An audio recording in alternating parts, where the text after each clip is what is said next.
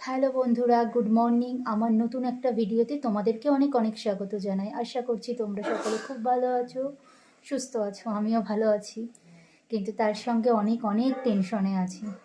তোমরা তো আমার আগের ভিডিওতেই দেখেছো যে বৃহস্পতিবার আমার ডেলিভারি, মানে কালকে নার্সিংহোমে ভর্তি হব। ডাক্তার তো আমাকে বলেই দিয়েছিল যে ভর্তি হতে, আসলে বেশি লেট করবে না, বেশি লেট করাও যাবে না। তো বাবা আমার শ্বশুরমশাই একটা ভালো দিনক্ষণ দেখে বৃহস্পতিবারটা দেখেছে ভালো দিন, তো ওই দিনই আমার ডেলিভারি হবে। তো এর জন্য খুব টেনশনে আছি, কারণ আশেপাশে অনেকের কাছ থেকে শুনেছি, মানে দিদি বলেছে, অনেকে বলেছে যে মাজা ইঞ্জেকশন দেয়, এইগুলোর জন্য একটু খুব টেনশনে আছি, জানি না কী হবে।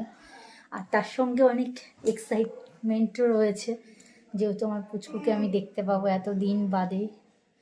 তো খুব আনন্দও হচ্ছে, তার সঙ্গে অনেক ভয়ও আছে। তো তোমরা সবাই প্রে করো পুচকু যেন খুব ভালোভাবে সুস্থভাবে পৃথিবীতে আসুক। তো এই দেখো, এখন 9টা মতো বাজে। এখন ঘর থেকেই ভিডিওটা অন করলাম। এখন বিছানার চাদর দুটো ঝেড়ে একটু খাটটাটে এই যে পুতুল টুতুল একটু মোছামুছি করব। আসলে সিজারের পর তো আমি এখন কিছু করতে পারবো না, সেই জন্য আজকে একটু ঘরের অনেক কিছু কাজই আছে, মোছামুছি করা, একটু গুছিয়ে রেখে যাওয়া। তো বন্ধুরা সঙ্গে থাকো, ভিডিওটা দেখতে থাকো।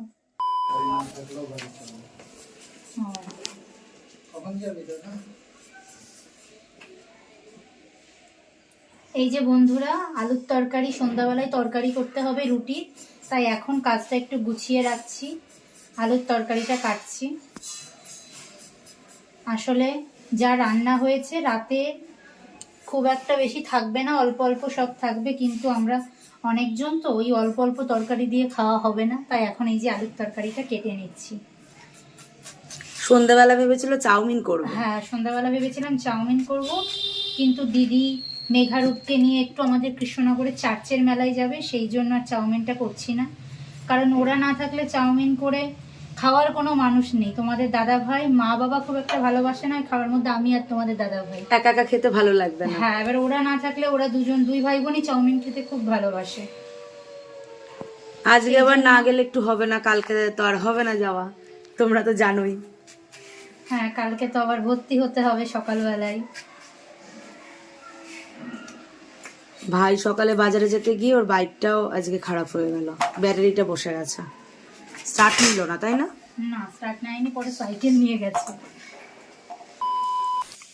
এই যে বন্ধুরা, আমাদের স্নান টান হয়ে গেছে, আজকে সবাই একসাথে খেতে বসেছি, শুধু ভাগনা ভাগ্নি নেই, ওরা মেঘার এক বান্ধবীর বাড়িতে গেছে, তাই আমরা চারজনেই একসাথে খেতে বসে গেছি। আজকে আমাদের বাড়িতে কী কী রান্না হয়েছে তোমাদেরকে বলি। হাফ তো খাওয়াই হয়ে গেছে, এখন পালং শাক দিয়ে খাচ্ছি। এই যে মা করেছে চিংড়ি পিঠা, এটা কলা পাতাতে, এটা খুবই সুন্দর, এর আগেও খেয়েছি। আর এই যে মসুরির ডাল আর হচ্ছে মূলো শাক দিয়ে খাওয়া হয়ে গেছে। আইটেম প্রচুর হয়েছে, কিন্তু আমরা অর্ধেক খেয়ে ফেলেছি। তারপরে মনে পড়েছে যে ক্যামেরা তো অন করে দেখানো হলো না তোমাদের মেনুটা। ধনেপাতা বাটা, মূলো শাক ভাজা, পালং শাক, চিংড়ি পিঠে, এটা আমি খুব ভালো খাই, তাই মা এটা করেছে। এই যে চিংড়ি পিঠে, এটা খুব ভালো করে মা। এই আর মূলো দিয়ে মসুরির ডাল, আর এই যে ফল কেটে একদম পম্পি রেডি করে রেখেছে, না খাওয়ার পরেই ফল। আজকে মা ফল কেটেছে। যাই হোক, আমরা যাব ডাক্তারের কাছে, ওই নার্সিংহোমে। ডাক্তারের কাছে নার্সিংহোম দু জায়গাতেই, যে কালকে কখন কি ভর্তি হতে হবে সব, মানে একটু ফাইনাল শুনতে যাব, ওই জন্য হুটোপাটা করে খাচ্ছি, মাথাও আসতে পারিনি। তোমাদের দাদা ভাই আর দিদি ভাই যাবে, একটু ভালো করে শুনে আসবে, আমি খেয়ে যেতে পারবো। জামাইবাবুও যাবে। আসলে হচ্ছে আমি তো জানি না যে আমাকে খেয়ে যেতে হবে কি খেয়ে যেতে হবে না, আর এক্স্যাক্ট কোন টাইমটাই ভর্তি হতে হবে সেইগুলো আজকে সবই শুনে আসবে। আর তোমাদের তো আগের ভিডিওতেই বলেছি কালকে হচ্ছে আমি নার্সিংহোমে ভর্তি হব। তো আর বেশি কিছু বলছি না, এখন খেয়ে নিই। পালং শাকটা আজকে ভালো হয়েছে, তাই না? কচি পালং ভালো লাগে। হ্যাঁ, খুব ভালো হয়েছে। সবসময় রান্না একটু ধীরে সুস্থে সময় নিয়ে, চিংড়ি পিঠাটাও খুব ভালো হয়েছে। রান্না ভালো হয়। চিংড়ি পিঠা আগে একদিন করেছিল, খুব ভালো খেয়েছে। একবার যে চিংড়ি সে বড়ার মতন করলো, এবার এরকম করলো। এই তো চাকু দিয়ে কেটে কেটে পিস করেছি। হ্যাঁ, আজকে আগের দিন এরকমই করেছি। হ্যাঁ এরকমই করেছিল, আজকে যেটা খুব পিসটা ভালো করে খেয়েছিল। ঝুরঝুরে হয়ে গেছে। সেদিন তো রাকে রূপ বলছে, ও দিদি আমার মাকে না একটু শিখিয়ে দিও তো। আমি বলি তোর মা খুব ভালো খায়, আমি খুব জানি। ভালো খেয়েছে সেই দিন। তোর মা যদি পরে আর আসে একদিন কোনোদিন বলা আমি হয়েছে করে চিংড়ি দেবো। মাছ রান্না হয়েছে, আজকে আর খেতে পারলো না, ওই যে ওর জন্য রয়েছে তো, রেখে দিয়েছি। আজকে হয়তো আবার মাংস খাবে গিয়ে। রাতে খাবে রয়েছে। এই যে বন্ধুরা, তোমাদের দাদা ভাই আর দিদি ভাই রেডি হয়ে গেছে, এখন বেরোবে, ডাক্তারের সাথে কথা বলতে যাচ্ছে। তো দেখি ডাক্তার কি বলে, এসে সব জানতে পারবো। আমি আর দিদি এদিক দিয়ে যাচ্ছি, আর ওই দিক থেকে জামাইবাবু যাবে। যাচ্ছে ওই দিক দিয়ে। জামাইবাবু বেরিয়ে গেছে? 3টে ডাক্তার বেরিয়ে যাবে, 2:40 বাজে। ও আচ্ছা, ঠিক আছে, এসো।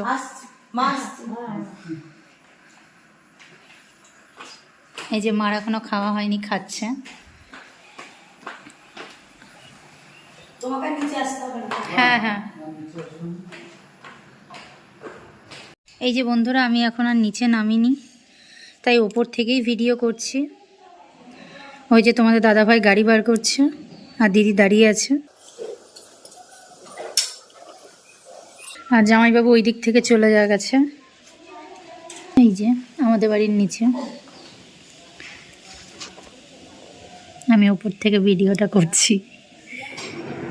আজকেই তোমাদের দাদার গাড়িটা খারাপ হয়ে গেছিল, গাড়িটা ঠিক করেছে।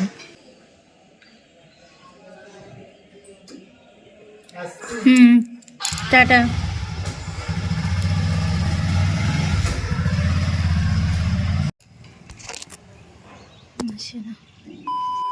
এই যে বন্ধুরা, এইমাত্র ডাক্তারের কাছ থেকে এলাম। এই যে পম্পি শুয়ে আছে, বসে আছে। এখন শরীর কেমন আছে তোমার? ভালো আছে। ও, এই যে আমি আর দিদি এইমাত্র ডাক্তারের সাথে কথা বলে ফিরলাম, নার্সিংহোম সেট করে এলাম। ডাক্তারের চেম্বারের কাছেই নার্সিংহোম। তা কালকে আবার ডাক্তারবাবু দেখবে, দেখে তারপরে ভর্তি করতে বলবে। চেক আপ করে ভর্তি করবে, চেক আপ করে তারপরে আবার ভর্তি করবে। তা 11টা নাগাদ যেতে বলেছেন। এই যে বন্ধুরা, দুপুরের পর এখন আবার ভিডিও অন করলাম। এখন সন্ধ্যা বাজেই 7টা মতো বাজে। এই যে তরকারি হচ্ছে আজকে রাতে, তোমাদের তো আগেই বললাম আজকে রাতের তরকারি রুটি খাওয়ার মতো তরকারি ছিল না, সেই জন্য এই আলুর তরকারি করা হচ্ছে। এই যে, আর এই যে একটু মা মুড়ি মেখেছে, এই এখন একটু মুড়ি খাচ্ছি চানাচুর দিয়ে। ওই যে মা বসে টিভি দেখছে, ওই দেখো, এই যে মা বসে টিভি দেখছে আর মুড়ি খাচ্ছে। আর এই যে আমাদের মেঘা, একটু পরেই ওরা চার্চের মেলায় যাবে, তো এখন বসে বসে একটু টিভি দেখছে। এই যে টিভি চলছে।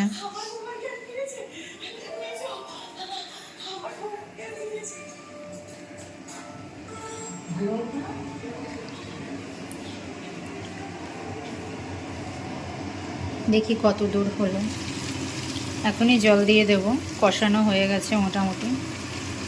জল দিল, আলুর তরকারি করছে রাতের জন্য। পেঁয়াজও দেবো, তোমরা পেঁয়াজ খেতে ভালোবাসো? কারা? ও তুমি ভাই। আমি ভাবছি এটা রেখে বলছো। না, আলুর তরকারিতে গোটা গোটা পেঁয়াজ খেতে ভালোবাসে আমার হ্যাঁ, দাদু, হ্যাঁ। ওর মামাও ভালোবাসে। ওই লুচির জন্য যখন করে, লুচির যে তরকারি করা হয়, আমরা একটা পেঁয়াজকে 4 টুকরো করে দিই, হ্যাঁ তো ওটা কেটে দেবো এই জল দেওয়ার পর, না হলে পেঁয়াজটা গলে যায় বলে জল দেওয়ার পর দেবো। এখানে মুড়ি খাচ্ছ আর ওই করছো? হ্যাঁ, এই যে মুড়ি খাচ্ছি, মা মুড়ি মেখেছে। হ্যাঁ। খাও একটু। খেয়েছি আমি খেয়েছো? দিদার থেকে। ও, এই যে পেঁয়াজটা কাটি। কাটো।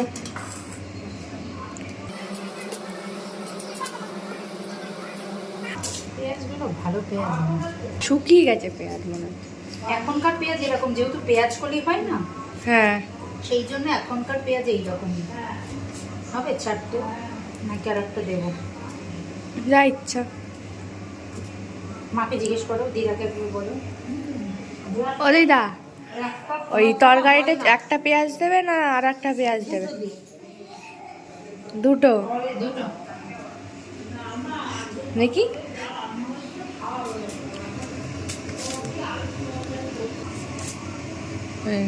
এই যে বন্ধুরা, দুটো পেঁয়াজ দিয়ে দিলাম। আমাদের মেঘার রূপ, সবাই পেঁয়াজ খেতে খুব ভালোবাসে।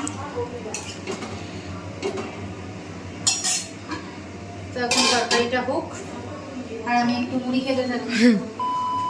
হ্যালো বন্ধুরা, সন্ধ্যার পর এখন আবার অন হলাম।